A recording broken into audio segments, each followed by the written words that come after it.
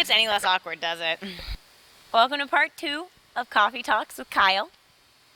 See what I did there? That really just sounded like my name. So today we're talking heel drives. Very similarly to last time, we're going to talk about what is a heel drive, why do we do heel drives, how do we do heel drives, and how do we practice heel drives.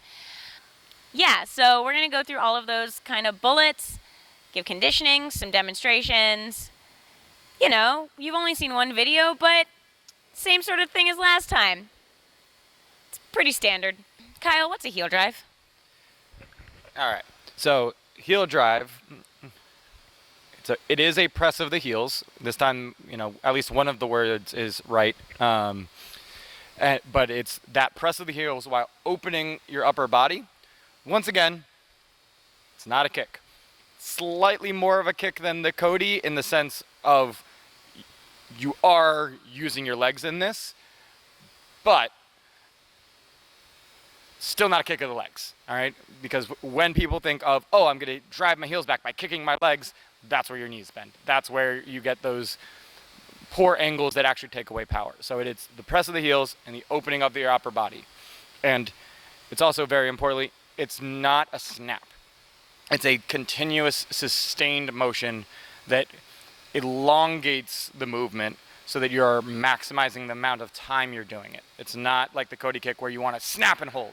It's a long, continual press. And that doesn't mean that it's that it can't be sharp and that it can't be quick. It can be both sharp and quick, but it's almost like where a Cody kick is kind of like a laser beam into a wall. A heel drive is like a laser beam through a pane of glass. It continues to shoot out. Look at that metaphor. It's a good metaphor.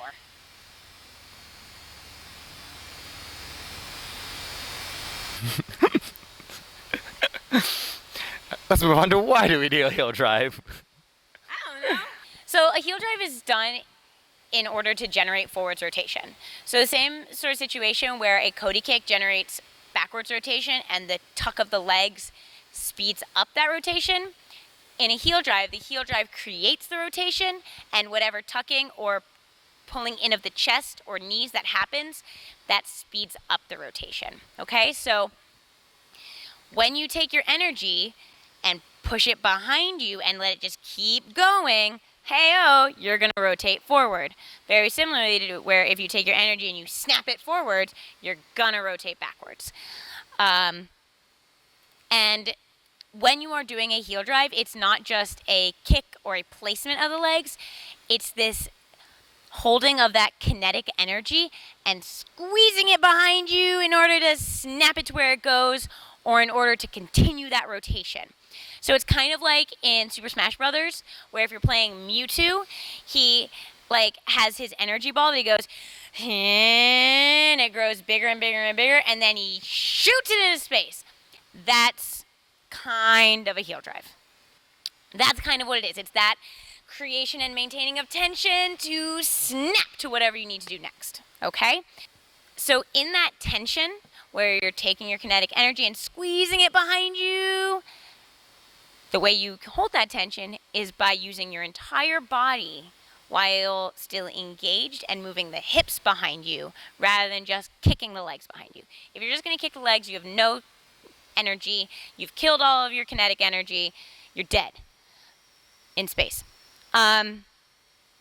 If you just kick back, you're sacrificing the tightness of your body. You're moving into your flexibility and looseness. Whereas if you take that energy and you press it backwards with force and with tension and engagement, you've got all of this energy pulled behind you like a rubber band in order to snap into whatever position you need to get into for your next action. So the point of a heel drive is to get that backwards motion of the hips without sacrificing the shape of the body. Now, this has been a really, I don't know, Kyle, do you have any other notes on this? Because I feel like we're not talking as much about the heel drive as we did about the Cody kick. I feel like there's a lot more theory in the Cody kick, but do you have theory on the heel drive? Yeah, I mean, I would agree that there. I don't necessarily want to say it's a simpler topic, but it's a little bit more direct. There's less ambiguity to it. Where the Cody kick, you know, there are a lot of subtleties to it that aren't quite nuances. I like that word better. The one thing I will definitely add about the heel drive, where we talk about it doesn't come from with the tightness. You'll hear me talk all the time, especially when people are trying to do this in their sweeps, where they let all of the power dissipate in their back, because as we talked about with the heel drive, it's a full body connection where it's your chest is involved. Where if you think about I'm driving my heels and my hips back, where yeah you can move your hips without moving the rest of you if you have a super flexible back. The reason why that isn't a proper heel drive is because you lose that tension throughout your body. Yeah, your hips and your feet may snap forward, but they're not going to drive around nearly as well because you haven't kept that tension. So that's why the proper heel drive is so important, to maintain that tension through that motion where you don't get any breakage in your body. There shouldn't be much. There should be one continual. It can be a little arched, but it should be one continuous arch. It shouldn't have multiple bends in it. Otherwise, you lose your tension, you lose your proper heel drive. Kyle, how do we heel drive? Like, we're talking about what it is, and we've kind of touched on how it's done, but break down for me what should be going through the flyer's mind when they're heel driving. So what is a heel, how do you heel drive, and what's going through your mind? All right. Well, at its most basic, it is, yes, thinking about pressing those heels down and back and really trying to elongate that movement, elongate your body, and then open your upper body so that you are creating one continuous bend, as I mentioned, without sacrificing anything in your center where it lets it break. So it's pressing those heels back, opening your upper body, and holding that position and continuing to kind of put that counter pressure where your chest is coming forward while your heels are coming back, so that your whole body is moving in one direction around. I have a question on, would your chest necessarily come forward, or would it be more of an open and extend away from the armpits? Yeah. It is that open. The reason why I say forward is because when people think open, well, yes, it creates that same thing.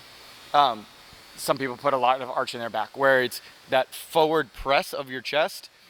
While, yes, is technically not exactly what you want, kind of helps convey the positioning that we're trying to get you to. Yes, you shouldn't, it's not just if I put my chest forward, I'm heel driving. No, it's that opening forward where it's your whole body is coming in the same direction, whereas if you just think, I'm opening my chest, you lose your rest of your body. So that's why I feel like that forward comes in.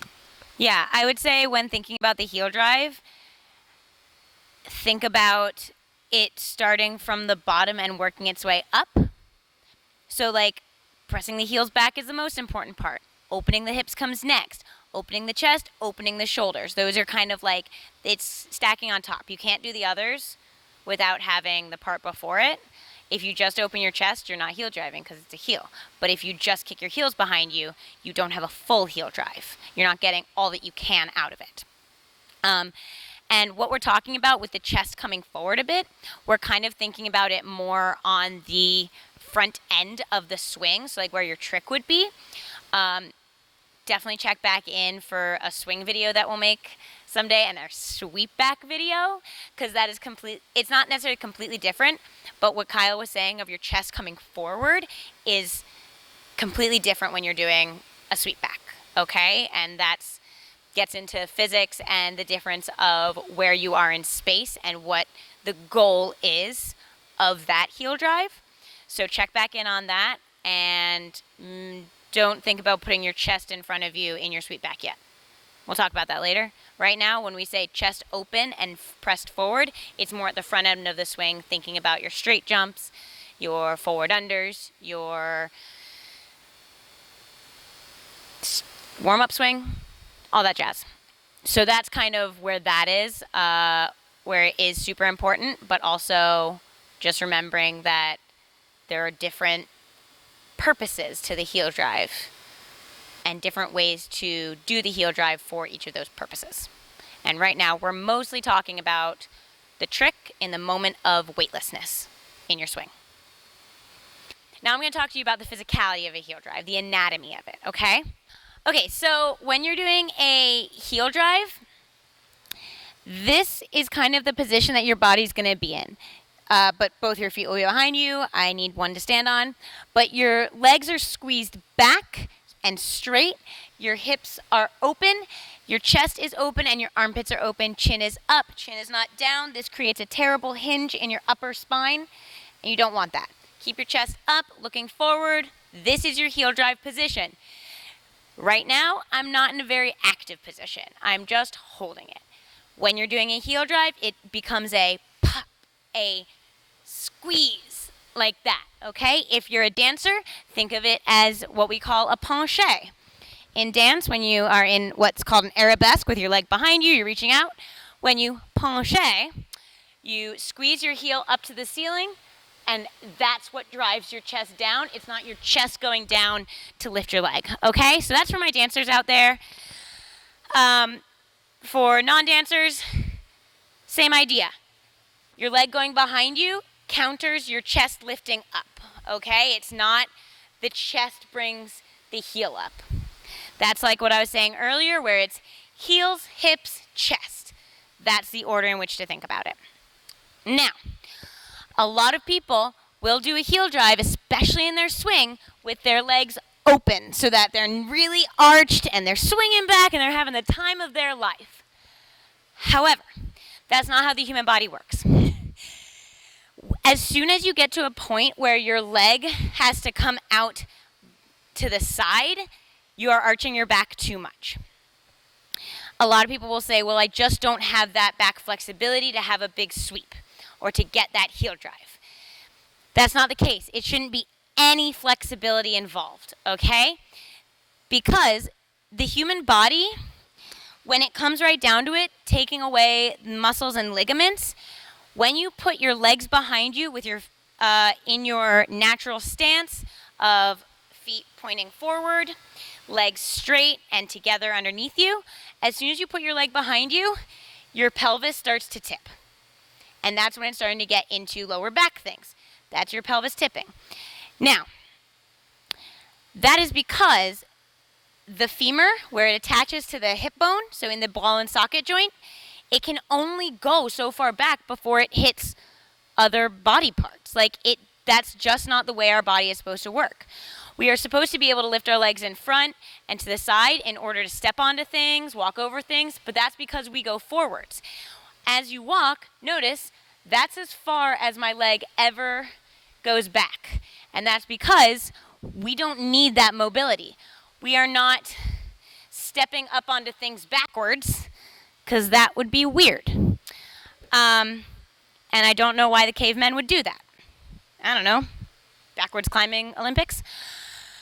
But anywho, so, no, it is not something that you should be able to kick both of your legs behind you together and all the way up to your head. That is not something that is expected of you. That is not what we ask. In a heel drive, that leg goes behind you. It stops where it stops. And this is where mine stops. That's about as far back as I can squeeze my leg. And then it goes higher by pressing, and I tip my body a little bit. I push on that bar and I open my chest, okay?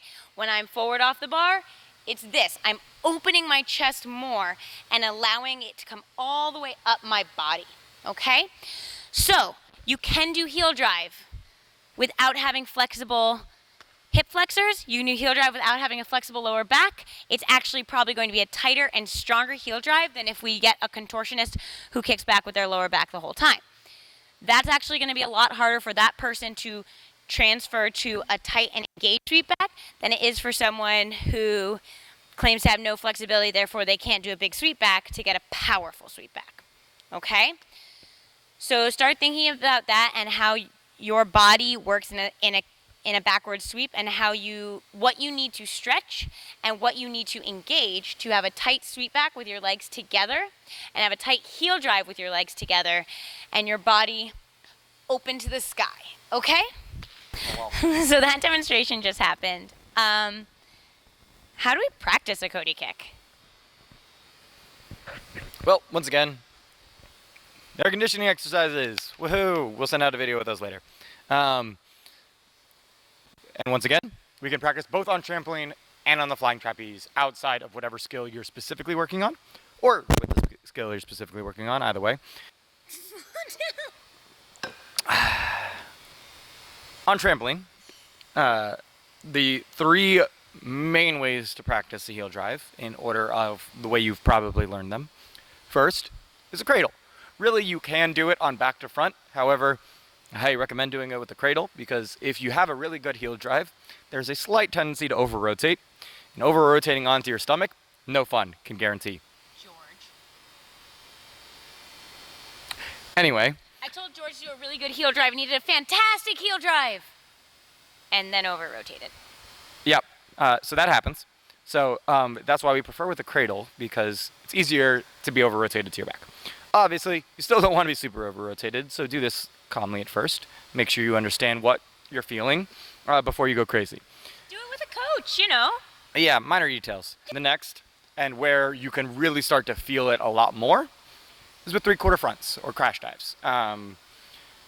Those are the easiest place to really get that feeling, stall it out, and sustain the heel drive. With a cradle, you're just not rotating for very long, so you're not going to sustain that heel drive through very much rotation. You can get the initiation though. The heel drive in the cradle, that is a really good way of coming from this shape and initiating that heel drive to get up and over. You don't want to use your chest to cradle. You just want to use that heel drive to allow it to happen. So yeah, you're not doing it for very long, but it's a good way to figure out the initiation. Whereas with a crash dive or a three-quarter front, you're sustaining that heel drive to create your rotation. This is why we can't have nice things. You're why we can't have nice things. Also true. But anyway, talked about cradle, which is a good initiation. Three-quarter front, which is a good version of sustaining it, which then leads us to a porpoise, which again... Porpoise on porpoise. A porpoise, which again, is a great way to sustain it, and it's also a good tool for getting that heel drive, sustaining that heel drive, and also transferring it into a tuck or whatever. Once you get good enough, obviously, you can do a porpoise with no tuck or anything like that. But for most people who are really drilling this skill, you're going to want to tuck it out a little bit. So getting that heel drive, sustaining it, and then transferring it into a tuck, porpoise is a great skill to be working on doing all three of those steps. Which leads us to our flying drills. We love flying. Flying's why we're here. You can do all the things on trampoline and conditioning, and that's just going to help you to drill the things in the flying trapeze and feel comfortable applying it to your flying skills. The great thing about heel drive is it's actually a lot easier to practice in every class than a Cody kick, because the simplest way to practice your heel drive is in your swing, your first warm-up swing. Okay? You know that point at the front of the swing where like Kyle and I tell you to kick back, forward, flat, hollow, sweep, you know, and we're just like BS calling your swing for your warm-up, and where Hal is always like, arch, arch, arch, or I don't call anything at all. That is a good point in which to do your heel drive. So you'll kick back, forwards, heel drive, and feel that moment of weightlessness before you hollow sweep 7. Okay? That is a perfect time to practice your heel drive every day and feel what it does. Okay? And feel how it moves your body in that moment. Because that's going to be the moment where you let go for a straight jump. That's going to be the moment that you let go for a forward under. Just with varying heights and energies. So starting to practice it on your warm-up swing, and this is also part of why we do a warm-up swing. to warm up. But also, if you're forcing out right away, you're never going to feel the heel drive. You're not going to have that feeling of that moment of weightlessness at the end of your swing. So, heel drive in your warm-up swing. There is heel drive in your sweep backs. Again, a little bit different, and we will talk way more in depth about those in a later video about sweeping back, because if you've met Kyle, you know he can talk about sweeping back for 6 years and 2 months and 11 days. He could talk about it forever. So we'll give him a video on that. And I'll just sit here looking pretty. But yeah, so it's your sweep back. When you do sweeping drills, same heel drive. Breaking drills, same blank, different day. Another one you can practice is crash dives or swan dives. Those are very similar to 3/4 fronts on the trampoline, crash dives on the trampoline. Practicing a swan dive first gives you more of the idea of what it feels like on the trampoline, whereas a crash dive, where you're going forward, you have a little bit more momentum, and you're traveling in the same direction as momentum, whereas with a swan dive, you're traveling in the opposite direction of your momentum. Therefore, it's a little bit calmer and honestly a little less scary sometimes. Straight jumps and straight jump drills. Pretty much straight jump drills are your warm-up swing, but with a little more power. Straight jumps is your warm-up swing, but you let go of the bar. And you just go wee onto your stomach. A lot of times Kyle and I will have you do straight jumps and straight jump drills in preparing for your 3-kick turnaround. It's really important to get that heel drive in your straight jump and your straight jump drills in order to maintain that heel drive when you are turning around. It's really important to have that consistent heel drive and a maintenance of that energy in order to flip around. Because if you don't have that, then your legs just kind of swing places or hang out beneath you, and it's just a mess. So that's why we do those. So those are some different ways of practicing your heel drive. Tricks that involve heel drive: straight jump, forward over, forward under, shooting star, crash dive, swan dive, cutaway, cut half, fly away, uprise. Can you think of any others? Pretty much anything that rotates forward involves heel drive. And there are some tricks like a shooting star that really don't feel like a forward rotating trick, but are a forward rotating trick, because your chest is going from behind your hips to in front of your hips, and that's forward rotation. The heel drive in a shooting star is a little different than like a heel drive from straight legs together, because your legs have to go out and around and down, but it's still heel drive. It's just a little bit more of a complex heel drive. Okay, so anything else, Kyle? Nah. So let's recap on the heel drive. Okay. Heel drive recap, go! You do a thing where you kick back and stuff. That's your heel drive.